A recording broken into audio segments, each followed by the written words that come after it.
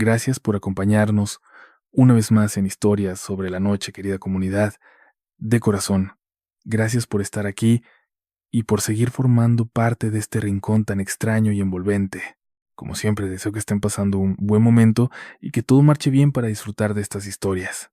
Y si hoy no es uno de esos días fáciles, si llevas alguna preocupación pesada en el alma o te espera una semana cargada de sombras, quiero enviarte un abrazo muy cálido, no solo de mi parte, sino también de cada persona que comparte este espacio con nosotros.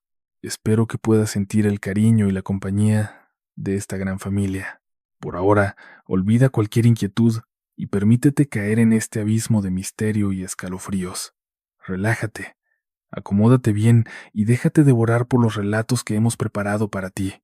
Es momento de adentrarnos juntos en nuevas historias sobre la noche, con mucha discreción y protegiendo el anonimato.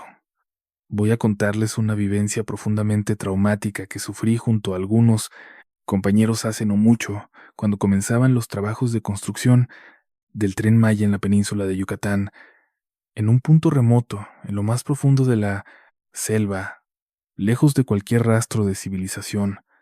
Nos reportaron un grave problema, un suceso perturbador que habían experimentado varios trabajadores. Nos dijeron que algo los había aterrado de tal forma que se negaban rotundamente a regresar.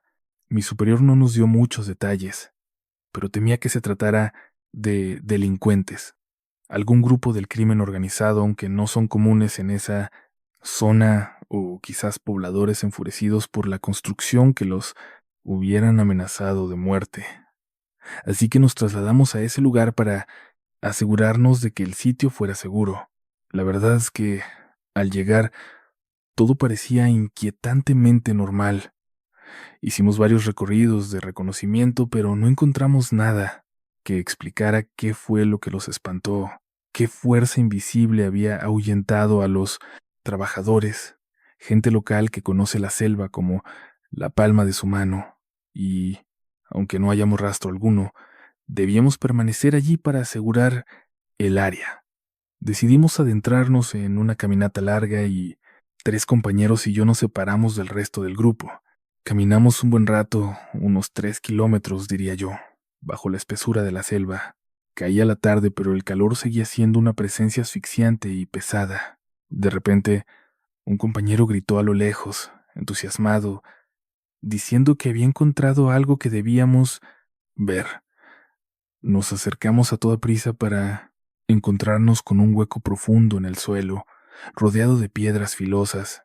Iluminamos hacia el interior, y no podíamos creer lo que teníamos frente a nosotros. Un cenote en medio de la nada. Parecía que nadie había osado entrar allí jamás. Se veía virgen, intacto. Uno de nosotros se atrevió a bajar con mucho cuidado, y, con una lámpara potente, descubrió su inmensidad y lo cristalino que era el agua. A pesar de lo pequeña que parecía la entrada, no tenía tierra ni hojas acumuladas, algo raro en los cenotes que están expuestos al aire libre.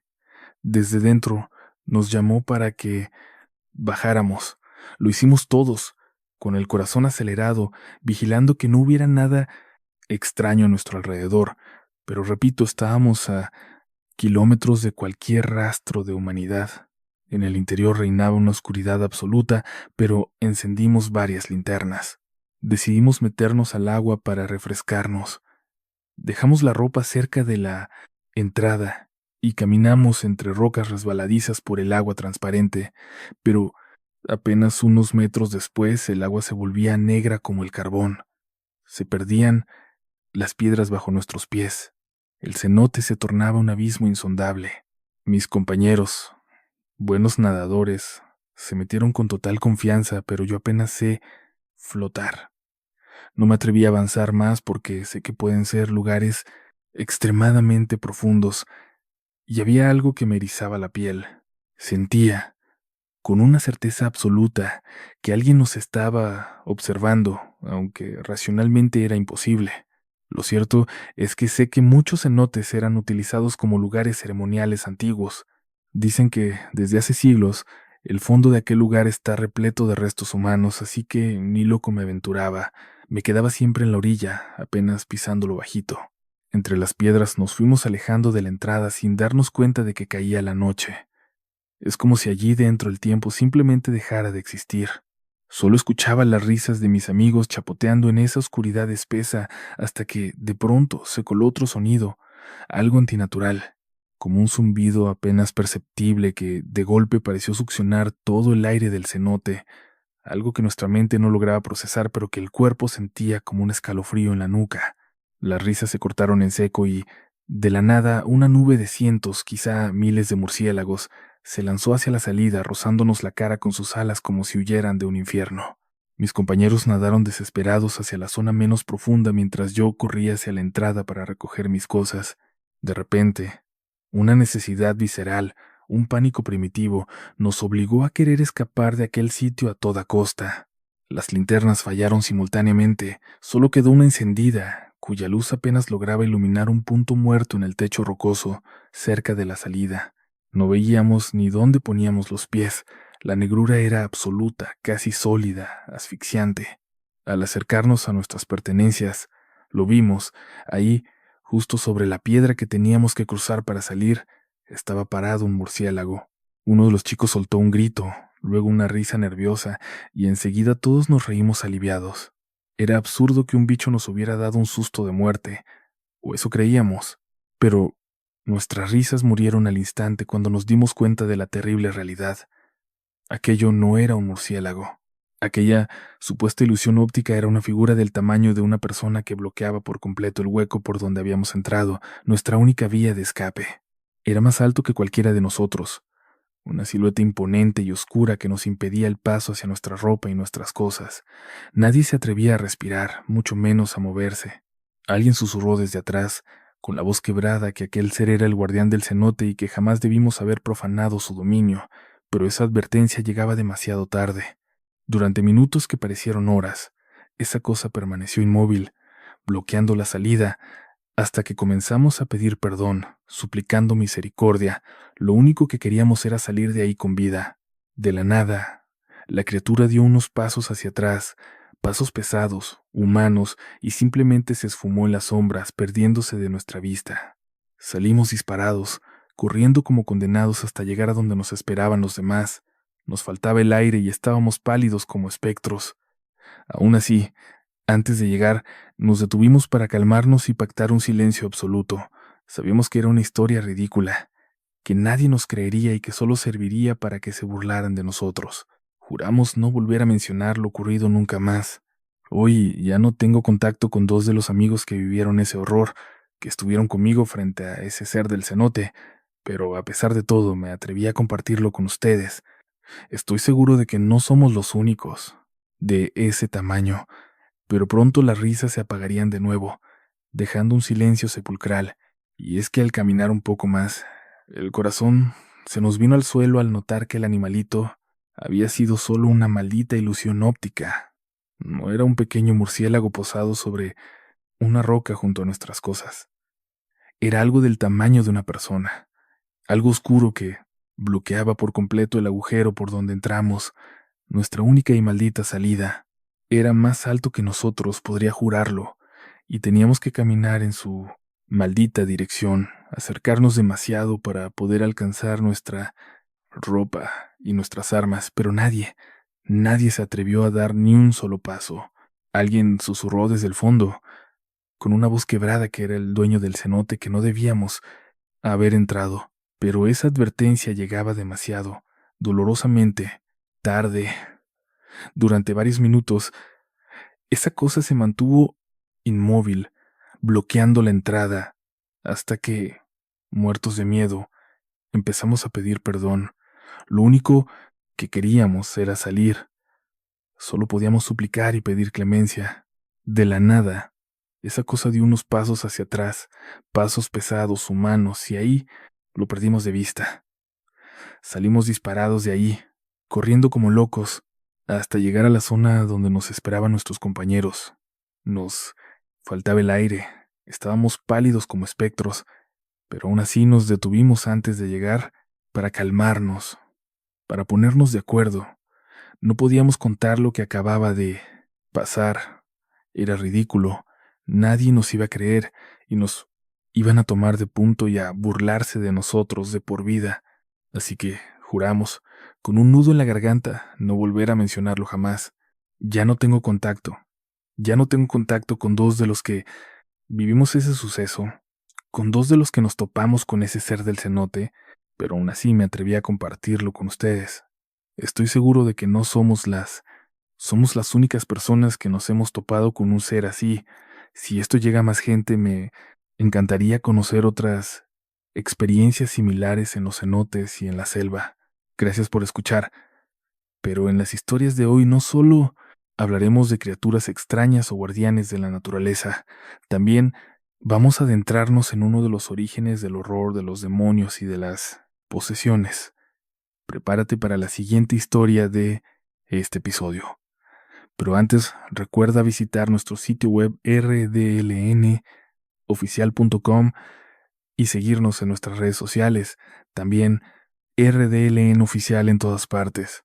Y ahora, espero que hayas tomado aire, que este descanso, esta parada a mitad del camino, te haya servido, porque continuamos con más relatos esta noche. Música. Un saludo a toda la comunidad. Soy policía y la verdad he vivido 3 sucesos bastante extraños, podría decir que sin lugar a dudas paranormales, durante estos 15 años en la corporación. Pero hoy quiero contarles el primero y seguramente el más impactante. El mayor miedo que he experimentado en mi vida lo viví aquella noche. Espero no aburrirles con la siguiente historia. Yo tenía poco tiempo como policía. Mi compañero Santiago era un miembro muy respetado en la corporación. Había llegado a puestos muy altos, pero una acusación de corrupción casi lo lleva a la cárcel. Al final no fue a prisión, pero lo obligaron a patrullar, como cuando era un veinteañero, como cuando empezaba su carrera. Aquel conflicto le costó todo. Perdió a su familia, su esposa y su hija se fueron de la ciudad y cortaron todo contacto con él. Con el paso del tiempo, Santiago encontró una nueva pareja, Elena, una mujer mucho más joven que él. Ella tenía 35 años cuando se conocieron.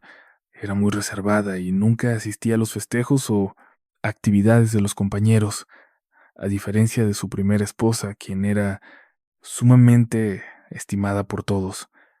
Fui conociendo todos estos detalles con el tiempo, pero hoy les contaré mi primer encuentro con ella. Santiago era mi maestro en todos los sentidos. Supongo que por eso, recién salido de la academia, me habían asignado a alguien con tanta experiencia. Además, por el respeto que le tenían todos, yo también me libraba de algunas tareas pesadas que los demás sí tenían que hacer. Una noche, un martes, lo recuerdo perfectamente, me avisaron que Santiago no iría a trabajar. Había pedido un permiso especial, así que llegué y me preparaba para salir solo, pero recibí una llamada. Era él, pidiéndome que fuera, cuanto antes a su casa. Necesitaba que le hiciera un favor urgente. Le dije que tenía que trabajar, pero me cortó en seco. No habría problema. Esa noche él me necesitaba, y mi única orden era dirigirme a su casa de inmediato. Me pareció extraño, pero sabía que debía obedecerle, así que me puse de nuevo mi ropa de civil y salí de la jefatura para ir hasta su domicilio. Sabía perfectamente dónde vivía. Habíamos pasado por ahí antes. La casa era muy grande, siendo sincero, demasiado grande para ser la casa de un simple policía. Cuando llegué, había una anciana en la entrada con medio cuerpo sobre la banqueta y medio cuerpo adentro, como si estuviera esperando desesperadamente a alguien. Cuando aparqué frente a la casa, ella cruzó la calle de un salto, demasiado rápido. Comprendí al instante que me estaba esperando. Estaba visiblemente nerviosa. Me soltó, temblorosa, que era la suegra de Santiago, la madre de Elena, y que él ya me aguardaba dentro. Le hice un gesto amable con la mano para que pasara primero, pero ella solo esbozó una mueca extraña. Estaba aterrada, casi en pánico. Me susurró que ella no iba a poner un pie en esa casa. Me fijé entonces en que vestía solo un pijama fino y parecía temblar de un frío antinatural. No tuve más remedio que ofrecerle mi chaqueta y la aceptó de inmediato. No me había percatado, pero la temperatura había caído en picado desde que llegué. un frío que calaba hasta los huesos.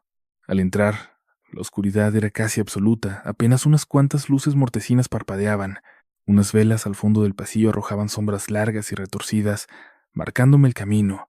Me detuve en seco, prefiriendo llamar a Santiago desde allí. Necesitaba anunciarle mi llegada antes de aventurarme a ciegas en aquella boca de lobo. Santiago, ya llegué. ¿Dónde estás? Él asomó la cabeza desde el fondo. Llevaba puestos guantes de goma y un delantal blanco que me heló la sangre al verlo. Estaba cubierto de manchas oscuras.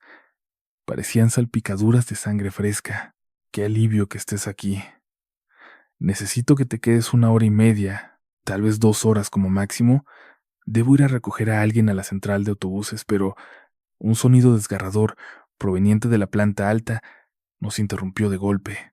Aún hoy me estremezco al recordar aquel alarido, un ruido gutural que no venía de una garganta humana, algo indescriptible. Me encogí de hombros, paralizado por el terror. A veces sueño con ese sonido. Por favor, vigila a Elena y a mi suegra, me suplicó. Tienes que cuidarlas. No tardaré nada, pero es vital que no las pierdas de vista. No pude contener el impulso. El miedo me obligó a preguntar, ¿cuidarlas de qué? Santiago guardó silencio, como si estuviera buscando las palabras precisas para confesarme una pesadilla.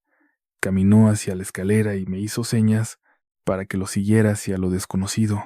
De Elena respondió con voz seca. Me pidió que confiara en él, que sabía que no diría nada, sobre todo porque estaba plenamente convencido de que nadie creería ni una sola palabra de lo que estaba a punto de ver. Subimos, y al llegar al final de los escalones, ambos, como movidos por un instinto primitivo, comenzamos a caminar de puntillas con una precaución agónica. Una puerta estaba entreabierta. Noté una toalla en el suelo, atascando la rendija como si quisieran evitar que el aire la moviera o que algo saliera. Me fijé mejor y vi que la toalla estaba clavada al suelo con puntillas. Santiago me bloqueó el paso, impidiéndome abrir la puerta. Ahí, juro por mi vida que, desde el otro lado, alguien me llamó. Alguien pronunció mi nombre. Un nombre que llevaba 20 años enterrado en el olvido. La voz, desde el interior, me llamó exactamente como lo hacía mi madre, la misma que falleció cuando yo era apenas un niño. Nadie, absolutamente nadie me llamaba así. Nunca se lo había contado a nadie, y menos a Santiago, quien al ver mi palidez y mi reacción pareció entristecerse. Me pidió perdón, pero me insistió en que, en ese infierno, yo era el único en quien podía depositar su confianza. Empujó la puerta. Lo que vi a continuación es algo que sé que parece sacado de una película de horror, pero les juro que fue real. Elena estaba de pie sobre su cama, pero encorvada de una forma inhumana hacia su lado izquierdo.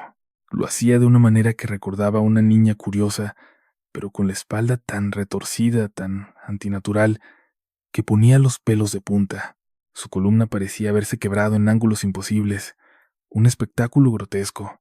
Mantenía las manos al frente con una energía perturbadora, chocando las yemas de sus dedos como si estuviera emocionada. No paraba de sonreír, una sonrisa vacía y gélida que me heló la sangre. Su rostro parecía un pozo negro, como si su piel fuera capaz de absorber toda la luz de la habitación. En la oscuridad, sus dientes brillaban con un tono rojizo, como si tuviera la boca rebosante de sangre fresca. Me llamó de nuevo por aquel nombre y, con un tono que no auguraba nada bueno, me invitó a jugar. Santiago cerró la puerta, asegurándola con una toalla. Me confesó que tuvieron que improvisar ese pestillo. Aunque Elena estaba atada a la cama, la puerta se cerraba con una fuerza violenta, una y otra vez. Algo desde adentro la empujaba, la tiraba hacia sí. Bajamos hacia la planta baja, con el corazón golpeándome las costillas. Al llegar abajo, le pregunté qué demonios le pasaba a Elena. Le insistí en que necesitábamos médicos, un psiquiatra, cualquier cosa. Eso era lo que ella necesitaba, estaba convencido de ello. Soltó una carcajada amarga, burlándose de su propia tragedia, de la desesperanza absoluta en la que vivían. Me dijo que, por supuesto, ya habían desfilado por todos los especialistas posibles. Me explicaron que primero pensaron en bipolaridad, luego en esquizofrenia. Pero la esquizofrenia no explica por qué alguien te llama por tu nombre como ella lo hizo contigo. Es un nombre importante, ¿verdad? Lo vi reflejado en tus ojos, en tu miedo y, sobre todo, ni la bipolaridad ni la esquizofrenia hacen que alguien levite y flote por el pasillo de lado a lado a las 3 de la mañana. Por el tono sepulcral que usó, comprendí de inmediato que no estaba hablando en sentido figurado. Santiago no estaba bromeando. Me lo decía con una seriedad que me paralizó. Él estaba completamente convencido de la pesadilla que estaban viviendo. Cuando bajamos, noté a la señora asomándose por el umbral. Le hice señas para que entrara, prometiéndole que yo me quedaría a vigilar. Le aseguré que cuidaría que estuvieran a salvo, que ella podía descansar. La pobre mujer, que parecía una anciana de 80 años, entró y se refugió en la cocina. Caminaba con una fragilidad aterradora. Más tarde supe que apenas pasaba de los 60 años, pero el terror la había consumido por dentro. Los eventos de las últimas noches la habían envejecido de una forma brutal y prematura. Casi todas esas noches las pasó sola con su hija, mientras Santiago se veía obligado a salir para trabajar. Por cierto, conmigo nunca mencionó ni una palabra de lo que sucedía. Me prometió que la ayuda ya venía en camino, que solo tenía que ir a recogerla a la central, pero no se atrevían a dejar a nadie más al cuidado de Elena. Tenía que ser su madre. Y ella, después de lo que había presenciado esa tarde, estaba al borde del colapso, paralizada por el pánico. Hasta ese momento, ambos habían jurado mantener el secreto absoluto, sin compartirlo con nadie, ni siquiera con su familia. Yo era la única persona en la que habían depositado su confianza. Observé por la ventana cómo Santiago salía al patio a fumar, quizás intentando calmar los nervios. Los vecinos sospechaban que algo oscuro ocurría en esa casa, se asomaban discretamente por sus cortinas. No tenían idea de la magnitud del horror que ahí se gestaba, pero sus miradas curiosas eran una presión constante. Estaba perdido en esos pensamientos cuando un sonido chirriante salió de la casa y me obligó a entrar de golpe. La señora no paraba de llorar, ya no rezaba, pues se había cansado de pedir ayuda a un cielo que guardaba silencio. Al parecer, escuchó cuando le dije a Santiago que Elena necesitaba atención psiquiátrica urgente. Entonces me dijo algo que, hasta el día de hoy, me hace dudar de lo que es real y lo que es locura. Sus palabras sembraron una semilla de duda que destruyó todo lo que yo creía conocer sobre este mundo. Ya no rezaba. Se había hartado de hacerlo sin obtener respuesta durante todas aquellas noches. Al parecer estaba escuchando cuando le dije a Santiago que Elena necesitaba otro tipo de ayuda, atención psiquiátrica, porque me soltó algo que, hasta el día de hoy, me hace dudar de lo que es real y de lo que no. Me hace cuestionar todo en lo que creía. Me aseguró, con una convicción que me heló la sangre, que ella siempre había pensado que las posesiones demoníacas no eran más que un intento desesperado de explicar enfermedades psiquiátricas cuando no se tiene ni idea de lo que se habla. Pero ahora, después de presenciar aquella aberración, su postura había cambiado drásticamente. Me juró que, en muchos casos, la esquizofrenia no es más que una etiqueta médica para enmascarar sucesos sobrenaturales, una posesión real, ante ojos que se niegan a ver la verdad. Nos servimos café en la cocina. Estaba tan negro y cargado que parecía lodo. Ella lo preparó así, necesitando ese chute de cafeína para aguantar un poco más, solo un poco más. Justo detrás de ella, la negrura del pasillo que conducía a la sala parecía palpitar como una garganta abierta. Estábamos hablando cuando, de repente, mis ojos se desviaron hacia la oscuridad. Algo, una silueta, se deslizó a sus espaldas. Era Elena, moviéndose de una forma grotesca, como una caricatura macabra, exagerando sus pasos como si intentara no hacer ruido, con las manos estiradas hacia adelante, y levantando las rodillas de forma rítmica, caminando de puntitas, pero con una fluidez antinatural y burlona que me revolvió el estómago. A mitad del pasillo se detuvo, giró su cuello con lentitud y me miró fijamente, esbozando una sonrisa, vacía y retorcida, antes de seguir perdiéndose en las sombras. Sin pensarlo, mi mano fue a mi arma. Corté cartucho con un chasquido metálico, aunque sabía que las balas no le harían nada. Empujé a la anciana detrás de mí. Ella me gritaba algo, pero los sonidos se ahogaron. Mis oídos se taparon por completo, como si la presión del aire hubiera cambiado de golpe debido al miedo. Entonces sentí su mano helada en mi hombro. No ha salido, hijo, susurró. Tranquilo, sigue ahí arriba. Sé que crees que la viste, pero te aseguro que sigue ahí. Le rogué que se quedara donde estaba mientras yo subía, con el corazón golpeando mis costillas, para comprobarlo. El ascenso por las escaleras se sintió como una eternidad, una tortura. Llegué ante la puerta, que estaba prácticamente cerrada, salvo por esa toalla atascada en el hueco inferior. Sonido de música de fondo.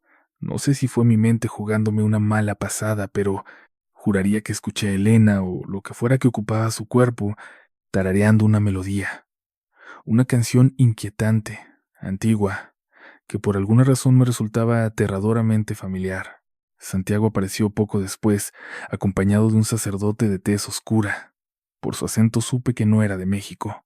Me dio las gracias y, con tono urgente, me pidió que me fuera de allí de inmediato, que ya había hecho demasiado por ellos. La anciana me abrazó, sus huesos crujiendo, y me rogó que me marchara sin culpa, asegurándome que ellos estarían a salvo.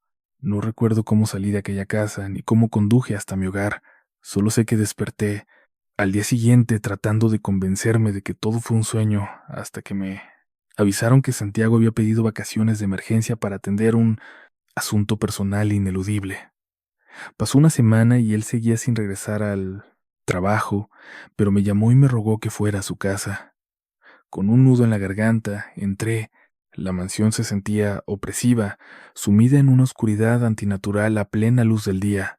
Allí estaba la anciana, demacrada y débil, aunque me saludó con una energía que no parecía humana. Santiago me dijo que ella quería agradecerme personalmente por todo lo que hice, y que ella presentía que el final estaba cerca. No se equivocaba. En el rincón más oscuro de la sala, vi a Elena sentada, inmóvil, con la mirada perdida en la televisión apagada. Santiago me sonrió, diciendo que ella ya estaba bien. Parecía ignorar mi presencia por completo. Tenía la cabeza totalmente rapada, y no pude. Mientras mirábamos la televisión, Santiago me aseguró que ya estaba bien, pero su voz sonaba hueca, como si viniera de otro lugar. Parecía no darse cuenta de que yo estaba sentado a su lado. Tenía la cabeza rapada y, al verle esa cicatriz que le recorría el cráneo, no pude dejar de sentir que algo oscuro se había instalado dentro de él. No pude evitar notar que en su mano izquierda le faltaban 3 dedos. Solo tenía el índice y el pulgar. Charlé un momento con su madre y con Santiago, y luego me despedí. Tenía que volver para ir a trabajar. Antes de salir, volví la vista hacia la sala. Elena me miraba fijamente. No sabría decirlo con total certeza, pero juraría que pude distinguir una sonrisa, apenas un rastro, en su rostro. Trabajé con Santiago un par de meses más, con el paso del tiempo. Él me contó lo que ocurrió en aquellos días, pero esa no es mi historia para contar, esa no es mi vivencia. Sin embargo, pongo las manos al fuego por este pequeño episodio que les comparto, el que me permite decirles que, lo crean, no, Lucifer es real. Actualmente perdí el contacto con Santiago, aunque sé que Elena sigue viva. Alguna vez, se los prometo, lograré contactarlos. Hemos llegado al final de esta noche de historias. Si alguno de estos relatos logró erizarte la piel o acompañarte en la oscuridad, te invito a suscribirte al canal para no perderte las próximas pesadillas. Y si hubo historias que realmente te perturbaron, considera compartir este video con tus conocidos. Cada persona nueva que se une ayuda a que esta comunidad de sombras siga creciendo y manteniendo vivo este rincón.